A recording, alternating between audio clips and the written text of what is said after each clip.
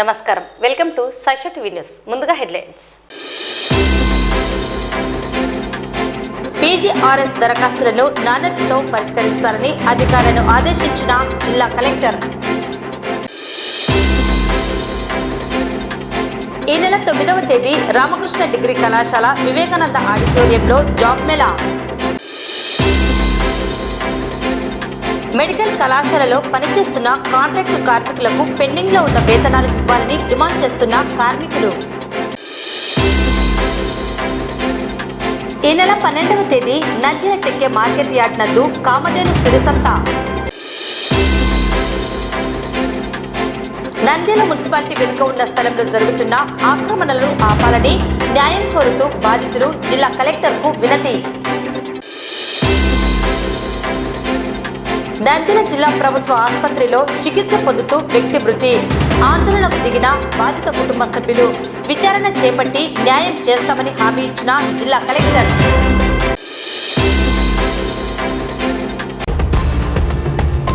ప్రజా సమస్యల పరిష్కార వేదిక పీజీఆర్ఎస్ ద్వారా స్వీకరించిన దరఖాస్తులను నిర్ణీత కాల పరిమితిలోగా నాణ్యతతో పరిష్కరించాలని జిల్లా కలెక్టర్ రాజకుమారి అధికారులను ఆదేశించారు.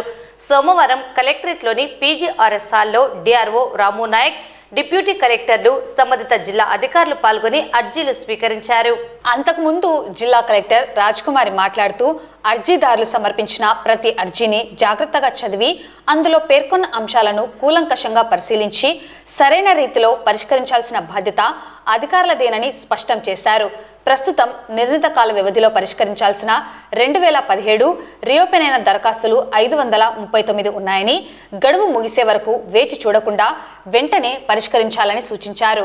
ప్రజా సమస్యల పరిష్కారంపై ఫీడ్బ్యాక్ స్వీకరణ తక్కువ శాతం ఉందని, వేగవంతం చేసేందుకు తగు చర్యలు తీసుకోవాలని సంబంధిత మండల తహసీల్దార్లను ఆదేశించారు. అన్ని సంక్షేమ హాస్టళ్లు, స్త్రీ శిశు సంరక్షణ కేంద్రాల్లో మౌలిక సదుపాయాల కల్పనపై సంబంధిత క్షేత్ర అధికారులు తనిఖీలు నిర్వహించి సంబంధిత ఏర్పాట్లపై చర్యలు తీసుకోవాలని కలెక్టర్ ఆదేశించారు. సాంఘిక సంక్షేమ హాస్టళ్లు, బీసీ, మైనార్టీ సంక్షేమ హాస్టల్లో తనిఖీలు నిర్వహిస్తూ లోపాలపై ప్రత్యేక శ్రద్ధ తీసుకొని ఏర్పాటు చేసేలా చర్యలు తీసుకోవాలని కలెక్టర్ ఆదేశించారు. ఇంకా ఈ కార్యక్రమంలో మొత్తం 222 మంది అర్జీదారులు తమ సమస్యల పరిష్కారానికి దరఖాస్తులు సమర్పించారు. అన్ని అర్జీలను నిర్ణీత గడువులోగా పరిష్కరించేందుకు సంబంధిత అధికారులకు ఎండార్స్ చేస్తూ డిఆర్ఓ జారీ చేశారు.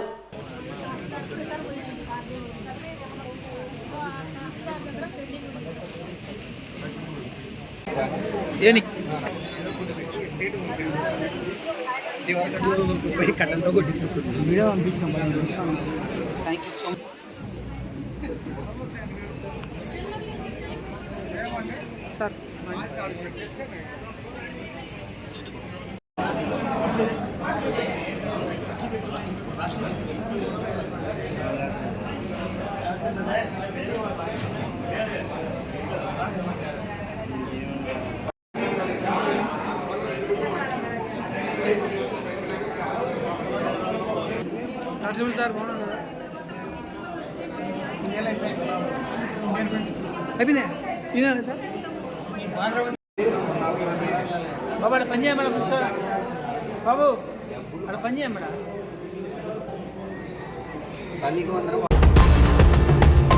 ఈ నెల 9వ తేదీ రామకృష్ణ డిగ్రీ కళాశాల వివేకానంద ఆడిటోరియంలో జాబ్ మేళా నిర్వహించడం జరుగుతుందని, ఈ జాబ్ మేళను నిరుద్యోగ యువతి యువకులు సద్వినియోగం చేసుకోవాలని కళాశాల చైర్మన్ డాక్టర్ రామకృష్ణారెడ్డి తెలిపారు.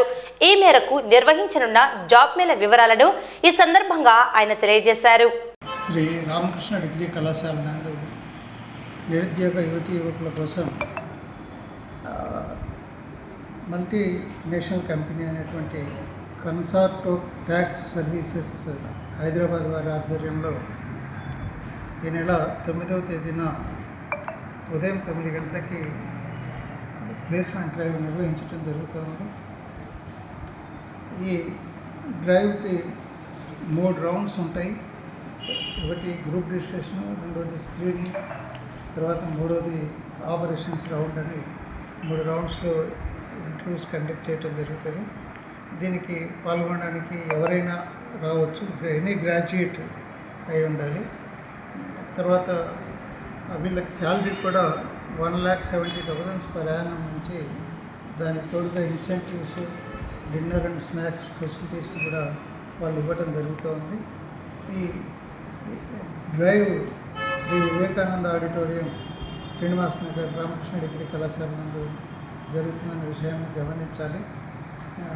ఉత్సాహవంతులైనటువంటి నిరుద్యోగ యువకులంతా కూడా ఈ కార్యక్రమానికి హాజరై దీన్ని సక్రమంగా వినియోగించుకోవాల్సిందిగా కోరుతున్నాం.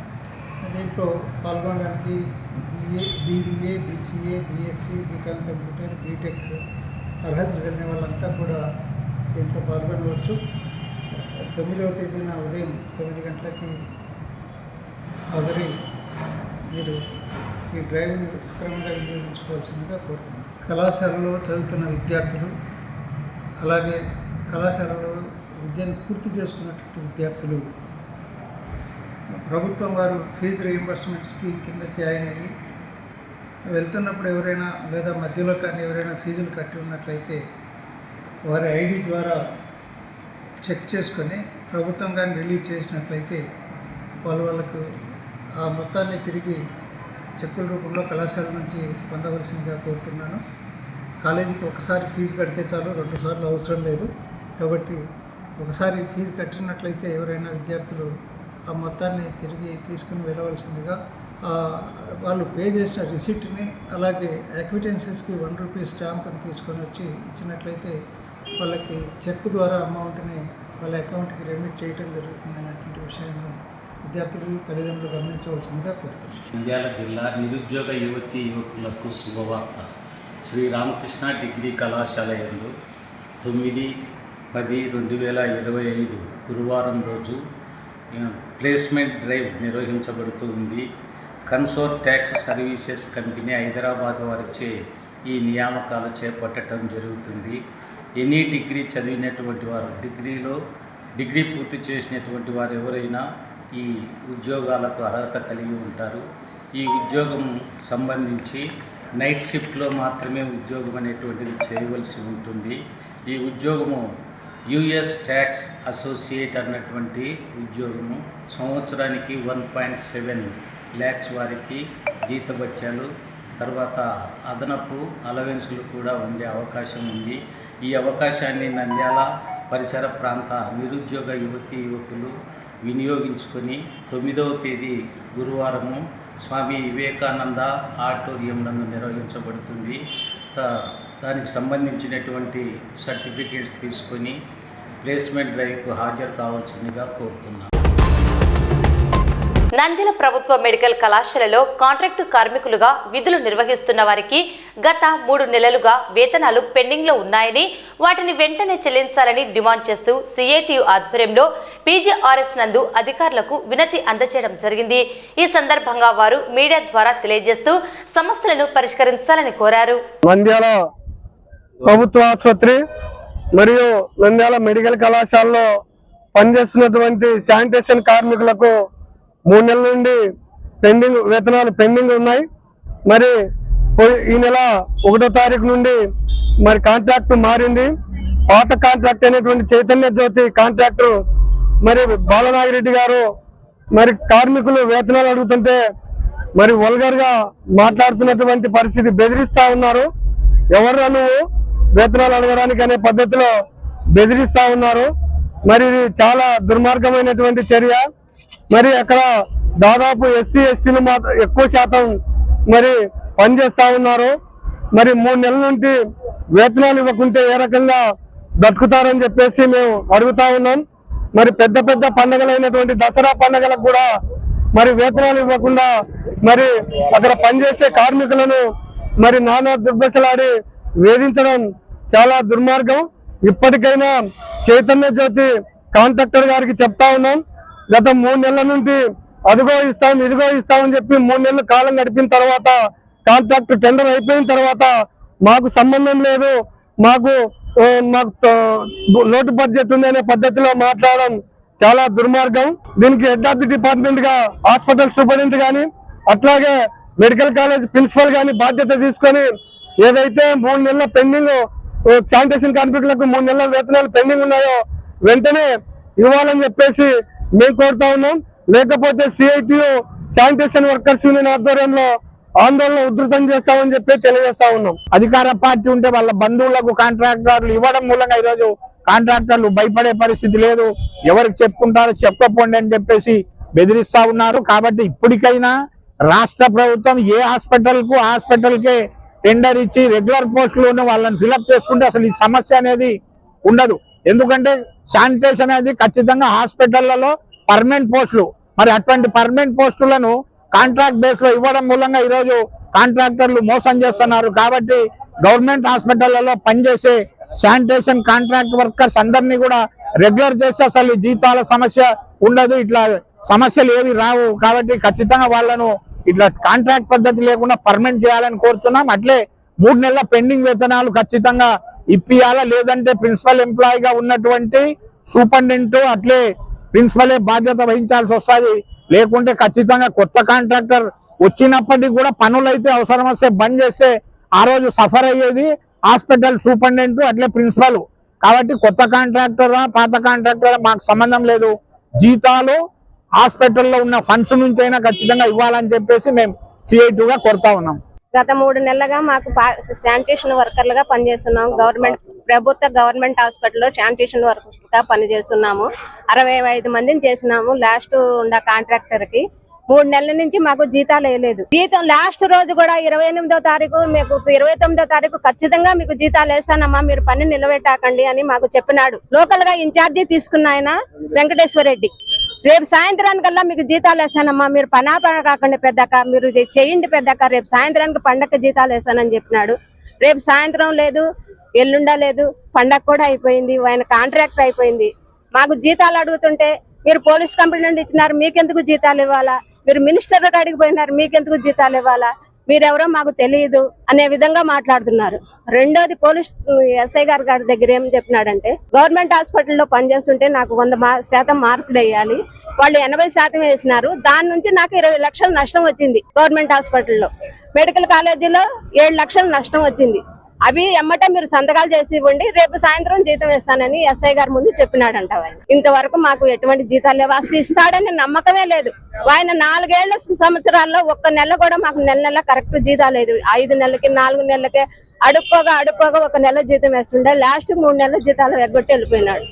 ప్రభుత్వం ఇది చర్య తీసుకుని మా జీతాలు మాకు వేయాలని కోరుకుంటున్నాం. ఈ నెల 12వ తేదీ నంద్యాల టెక్కే మార్కెట్ యార్డ్ నందు కామధేను సిరి సంత నిర్వహిస్తున్నట్లు సంస్థ అధ్యక్షుడు బాలమతిరెడ్డి పేర్కొన్నారు.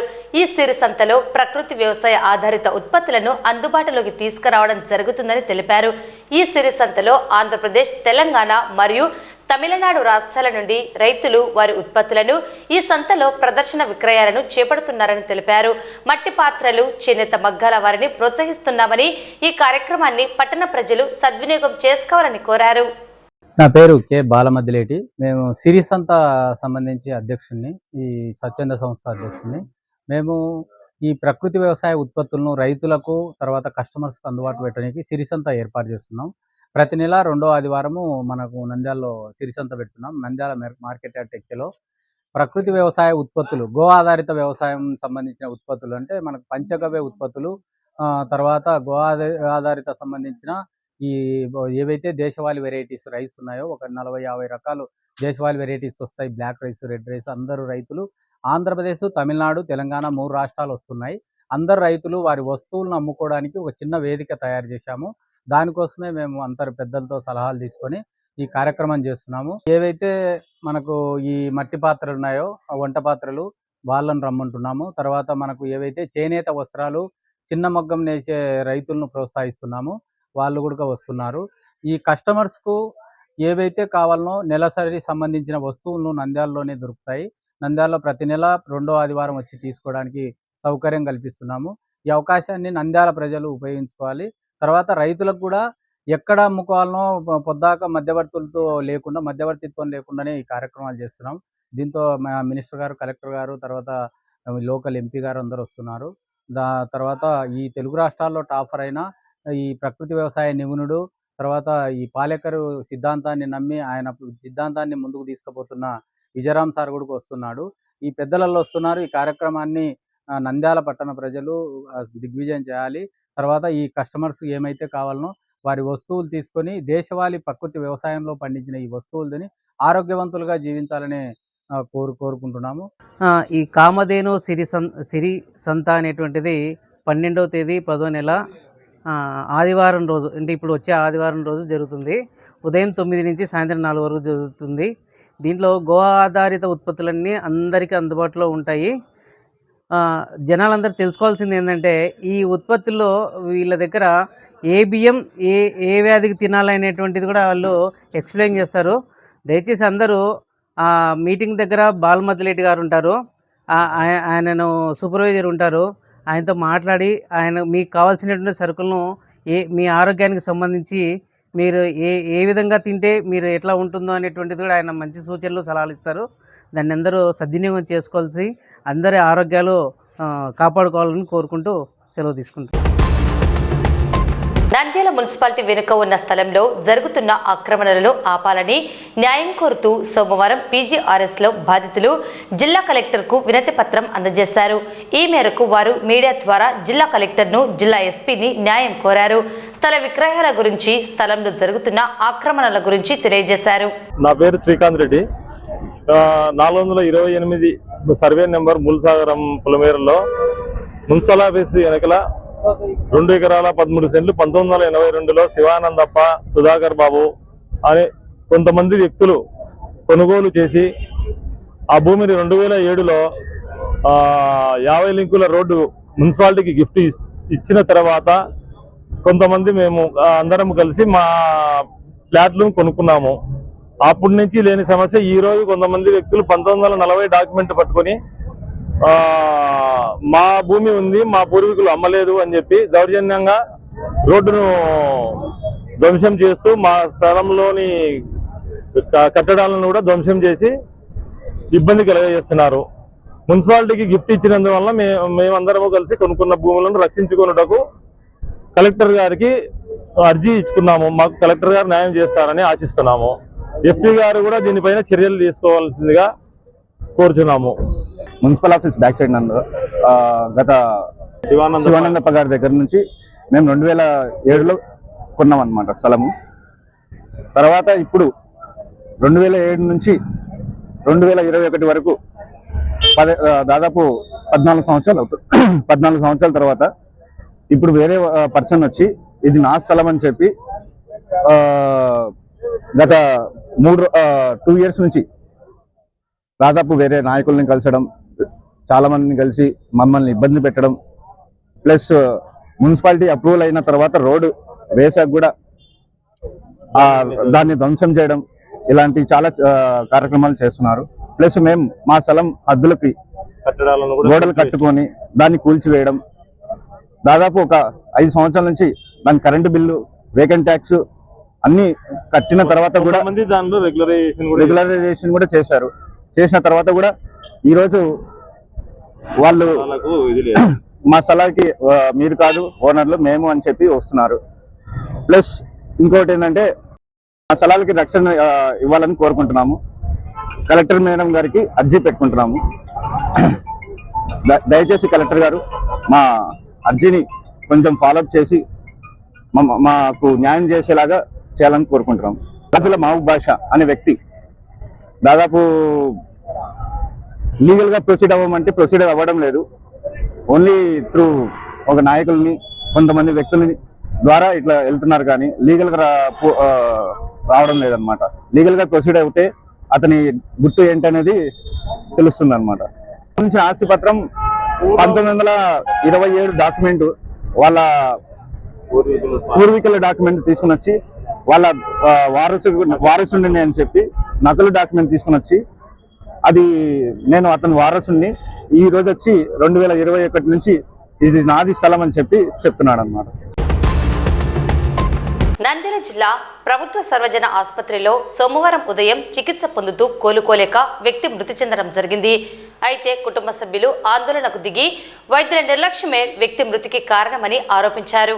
నంద్యాల జిల్లా కొలిమిగుండ్ల మండలం చెన్నంపల్లి గ్రామానికి చెందిన జంగం వెంకటరమణ కుడికాలకు గాయం కావడంతో గత 8 రోజులుగా ప్రభుత్వ సర్వజన ఆసుపత్రిలో చికిత్స పొందుతూ సోమవారం వైద్యుల సూచనల మేరకు గాయానికి ఆపరేషన్ నిర్వహించేందుకు సిద్ధం చేశారు. వైద్యులు ఇంజెక్షన్ ఇచ్చిన కొద్దిసేపటికి వెంకటరమణ మృతి చెందడం జరిగింది. దీంతో బాధిత కుటుంబ సభ్యులు ఆందోళనకు దిగారు. వెంకటరమణ మృతికి వైద్యులు అందించిన చికిత్స కారణమంటూ తమకు న్యాయం చేయాలని డిమాండ్ చేశారు. ఈ విషయం ఆసుపత్రి సూపరింటెండెంట్ మరియు డిఎంహెచ్ఓ ఇరువురు జిల్లా కలెక్టర్కు జరిగిన విషయాన్ని తెలియజేయడం జరిగింది. మృతుడి కుటుంబానికి తగిన న్యాయం చేస్తానని, ఆర్థికంగా ఆదుకుంటానని జిల్లా కలెక్టర్ హామీ ఇచ్చినట్లు ఆసుపత్రి సూపరింటెండెంట్ పేర్కొనడం జరిగింది. అలాగే మృతికి గల కారణాలపై విచారణ కమిటీని ఏర్పాటు చేసి బాధితులకు న్యాయం చేస్తామని పేర్కొన్నారు. కాలు దెబ్బ తగిలింది సార్, వచ్చినా చూపించి కట్టించుకున్నామని వారం రోజులు అవుతుంది మేము ఇక్కడ చేరి. ఈ పొద్దు చూస్తాం రేపు చూస్తాం అన్నారు, ఎన్న పడ పెట్టుకున్నారు. ఇప్పుడు వచ్చి సూది వేసినాడు సార్. సూది వేస్తానే కోడి పిల్ల పడిపోయినట్టు పడిపోయినాడు. లేడు సార్. కాయలు అన్నట్టు రిపోర్టులలో రావాలి కదా సార్, రిపోర్టులలో ఏమి రాలే. రవాణా ఏం లేదు సార్, ఒట్టిగంది పైన చూచే ఏముంది ఏం లేదు. మన మామూలుగానే నెట్టింది. వారం రోజుల నుంచి చేత కాకుంటే ఇంకొక హాస్పిటల్ కోరన్నారు. ఈడికొచ్చి చంపుకునే సూదేస్తా అని చంచిపోతా అంటే మేము ఇంట్లోకానే చంపుకోలేమా? ఇంత దూరం ఇంటికి తొలకొచ్చాము. హాస్పిటల్ చనిపోనికైనా డాక్టర్లు ఉండేది సూదులేచ్చని. ఆ డాక్టర్ రావాలా, నర్సు రావాలా, ఇప్పటికి ఇంతవరకు రాకోకుండా మాకు రిపోర్ట్లు కూడా చూపించకోకుండా అంటే ఏం చేయాలి సార్? మేము ఏదో వాళ్ళకి ఇబ్బంది అవుతాయని వాళ్ళని వీళ్ళని పోలీసు వాళ్ళని వీళ్ళని తొలకొచ్చుకుంటున్నారు. మాకు ఇబ్బంది మాది ఎవరు జరగాల? పిల్లలు ఎట బతకాలా? మాకు న్యాయం జరగాలి సార్. మేము న్యాయం జరగాలి. మేము మా బాబాయ్ సరేనా నిన్న ఒక వారం నుంచి ఇక్కడే ట్రీట్మెంట్ తీసుకుంటాను. రోజు తిరిగి మామూలుగా తిరుగుతున్నాడు. ఆయనకేం కాలేదు. జస్ట్ కాల్ సర్జరీ కోసం ఇక్కడ వచ్చినాడు అనమాట. ఇక్కడికి వచ్చిన తర్వాత జస్ట్ ఆయనకు ఆపరేషన్ చేయాలని చెప్పిన తర్వాత ఆయన వీళ్ళు ఉండి ఆపరేషన్ చేయండి అని చెప్పినారు. జస్ట్ ఇంజక్షన్ వల్ల డాక్టర్ కూడా రాలేదు. అసలుకి డాక్టర్ పట్టించుకోలేదు. ఆయన జస్ట్ నర్సునే పంపించి నర్సే చూసుకుంది మొత్తం. ఆయన జస్ట్ ఇంజక్షన్ ఇచ్చినాడు. ఆయన ఏం బాడీ ఏం చెక్ మామూలు ఆపరేషన్ కి ఏం మినిమం ఎట్లా చెక్ చేయాలి ఏంది అనేది కూడా చెక్ చేయకుండా ఆయనకి ఇంజక్షన్ ఇచ్చినాడు. ఆయన చనిపోయాడు. ఇప్పుడు ఎవరు ఆయన చనిపోతే ఎవరికి కారణము? ఎవరు మాకు దిక్కు? ఇంత హాస్పిటల్ ఇంత ఉన్నారే, మన గవర్నమెంట్ ఏం చేస్తుంది అసలు? ఇంత ఒకసారి ఎంక్వైరీ చేస్తున్నారు లేదా? ఇంత గవర్నమెంట్ మళ్ళీ మన మినిస్టర్లు ఉన్నారు, 2 మినిస్టర్లు ఉన్నారు. బీసీ జనార్దన్ రెడ్డి గారు, మళ్ళీ ఎంఎండి ఫరూక్ గారు ఉన్నారు. ఏం చేస్తున్నారు వాళ్ళందరూ? ఒక్కసారన్నా వచ్చి ఈ గవర్నమెంట్ హాస్పిటల్ గారు ఎట్లున్నాయి ఇంకా దాన్ని చెక్ చేస్తున్నారు లేదా? మాకు ఇప్పుడు ఎవరు ఆ ప్రాణం పోయింది. డబ్బులు కావాలంటే ఎవరైనా ఇస్తాం, మేము కూడా ఇస్తాము. డబ్బులు ఇస్తామంటే కన్నా ఏమైనా అవుతుందా? ఇప్పుడు ప్రాణం పోయింది. ఎవరు ఆ ప్రాణానికి ఎవరు? ఇప్పుడు సరే చెప్పండి సార్. జస్ట్ కాలుకి ఏం కూడా కాలేదు సార్. కాలుకి ఏం కూడా కాలేదు. చనిపోయాడు ఆయన. 11:27 అయింది. 11:27 అయింది. 11:28 అయింది. కానీ టైం చూడండి, 11:28 అయింది. ఇప్పుడు కూడా డాక్టర్లు వచ్చి ఏంది ఏం కథ అనేది కూడా చెక్ చేయలేదు. ఇప్పుడు పోలీసు వాళ్ళు వచ్చి బందోబస్తు చేస్తున్నారు ఇక్కడికి వచ్చి. ఇప్పుడు బందోబస్తు చేసి ఏమొస్తుంది? మాకు ఏం కావాలంటే ఇప్పుడు ఆయన ఎందుకు చనిపోయాడు ఏం కథ? గవర్నమెంట్ హాస్పిటల్ వాళ్ళ నిర్లక్ష్యమా? డాక్టర్లు నిర్లక్ష్యమా? నర్సు నిర్లక్ష్యమా? ఇక్కడ ఏం జరుగుతుంది? ఏ ఇంజక్షన్ ఇచ్చినాడు? ఏం జరిగింది? కావాలని సీసీ క్రమాలు బయటికి తీయండి. అసలు ఎందుకు చనిపోయాడు ఆయన ప్రాబ్లం వల్ల చనిపోయాడు, ఇక్కడ నిర్లక్ష్యం వల్ల చనిపోయాడా? మాకు అన్ని బయటికి రావాలి సార్. జస్ట్ మేము అందుకే ఇక్కడ ఉండే జిల్లా కోర్టు కలెక్టర్ గారిని, ఇక్కడ ఉండే లోకల్ బీసీ జనార్దన్ రెడ్డి గారు మినిస్టర్ గారిని, ఎంఎండి ఫరూక్ గారిని కోరుతున్నాం సార్. మాకు ఇక్కడ న్యాయం జరగాలని కోరుతున్నాం సార్. వార్తలు ముగించే ముందు ముఖ్యాంశాలు మరోసారి. పీజీఆర్ఎస్ దరఖాస్తులను నాణ్యతతో పరిష్కరించాలని అధికారులను ఆదేశించిన జిల్లా కలెక్టర్. ఈ నెల 9వ తేదీ రామకృష్ణ డిగ్రీ కళాశాల వివేకానంద ఆడిటోరియంలో జాబ్ మేళా. మెడికల్ కళాశాలలో పనిచేస్తున్న కాంట్రాక్టు కార్మికులకు పెండింగ్ లో ఉన్న వేతనాలు ఇవ్వాలని డిమాండ్ చేస్తున్న కార్మికులు. ఈ నెల 12వ తేదీ నంద్యాల టెక్కే మార్కెట్ యార్డ్ నందు కామధేను సిరిసంత. నంద్యాల మున్సిపాలిటీ వెనుక ఉన్న స్థలంలో జరుగుతున్న ఆక్రమణలను ఆపాలని న్యాయం కోరుతూ బాధితులు జిల్లా కలెక్టర్కు వినతి. నంద్యాల జిల్లా ప్రభుత్వ ఆసుపత్రిలో చికిత్స పొందుతూ వ్యక్తి మృతి. ఆందోళనకు దిగిన బాధిత కుటుంబ సభ్యులు విచారణ చేపట్టి న్యాయం చేస్తామని హామీ ఇచ్చిన జిల్లా కలెక్టర్.